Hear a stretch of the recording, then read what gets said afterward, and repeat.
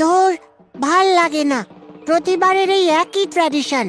I am tired of it. কেন, কি হয়েছে? তোর ভালো না লাগার কারণ কি? অনেকদিন তো হলো ছুটি কাটালি, এবার বাড়ি চল। ধর, এবার তো মাত্র 3 দিন থাকতে পেলাম, অন্যবার তো তাও 4 দিন থাকতে পারি, এবার আর সেটাও হলো না। ও মম, ব্রাদার তো ঠিক কথাই বলেছে। বলছি, আর কটা দিন থেকে গেলে হতো না? আবার তো সেই একটা বছরের অপেক্ষা, এবার কি না গেলেই নয়? এমন কথা বলে না কে তো, আমারও তো মন খারাপ করে নাকি।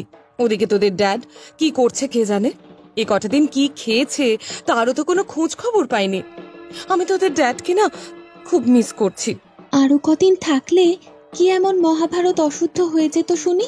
ও মম, আর কটা দিন থেকে যাই, তাহলে ক্ষমতা পিসির ভান্ডারের জন্য অ্যাপ্লাই করাও হয়ে যেত। এবারে ডিউরেশন মাত্র 3 দিনের, কি আর করবি বল? পরের বার এসে না হয় ভান্ডারের জন্য অ্যাপ্লাই করিস, তবে এবার বাড়ি ফিরতে হবে। আমাকে তো কয়েকদিন পরে আবার আসতেই হবে, আবার অতটা রাস্তা ট্রাভেল করে যাওয়া, আমি তাহলে থেকেই যাই। তোমার তো ভালোই মজা, আবার কয়েকদিন পরেই আসবে আর আমাদের ওয়েট করতে হবে। দিস ইজ নট ফেয়ার মম। কে তো একদম ঠিক কথা বলেছে মম, এটা কিন্তু একদম ঠিক হচ্ছে না। মম লক্ষ্মী ভান্ডারের অজুহাত দিয়ে এখানে আরো বেশি দিন থেকে যেতে চাইছে, এটা কিন্তু হবে না। আমরা গেলে আমাদের সাথে যেতে হবে। দেখেছো মম, গনু, কেতু আর সরু তিনজনে কেমন জেলাস ফিল করছে আমার থাকার কথা শুনে। এই, তোরা থামবি? তোরা যদি এক্ষুনি চুপ না করিস, পরের বার থেকে তোদেরকে আর নিয়েই আসবো না, আমি একাই চলে আসবো।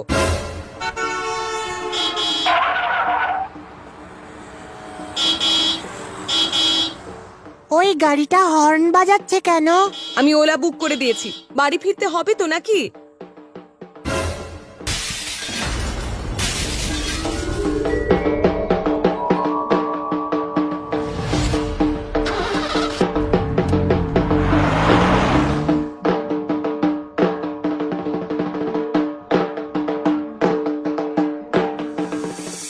ওরে দুর্গা, তুই কিনা শেষে আমার এই অবস্থা করলি। আমি তোকে ছাড়বো না। ওরে বাবা, মরে গেলাম গো। বস, আমরা চলে এসেছি। উদ্ধার করেছো আমাকে দেখতে এসে। তুমি আমাদের এভাবে বলতে পারো না, দিস ইজ নট ফেয়ার। সে যাই হোক বস, এই নার্সিং হোমে তোমার কোনো অসুবিধা হচ্ছে না তো? তুমি কেমন আছো বলো? আমি একেবারে করলা সেদ্ধর মতো আছি। কেন বল? কেন বস, তুমি এরকম বলছো কেন? বলছি বস, তোমার বুকে ব্যান্ডেজ কেন? What happened to you? অত ছাড়ার দল তো আর কি বলবো।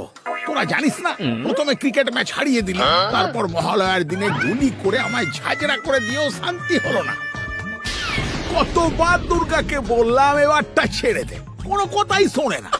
প্রতি বছর ওই একই মরচে ধরা ত্রিশূলের খোঁচা আর ব্রাশ না করা সিংহের কামড় খেয়ে পুজোর 4 দিন প্যান্ডেলে প্যান্ডেলে ঘুরে বেড়াতে হলো মাইরি।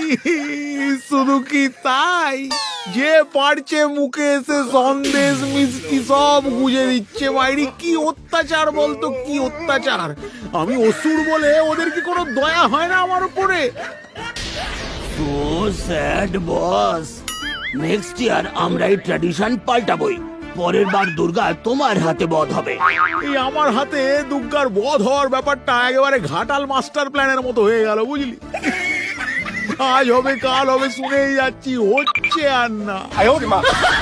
তোমার বুকে ব্যান্ডেজ দেখে আমি তো ভাবলাম মোষ চুরির দায়ে সিবিআই তোমাকে অ্যারেস্ট করে 3rd ডিগ্রি দিয়েছে।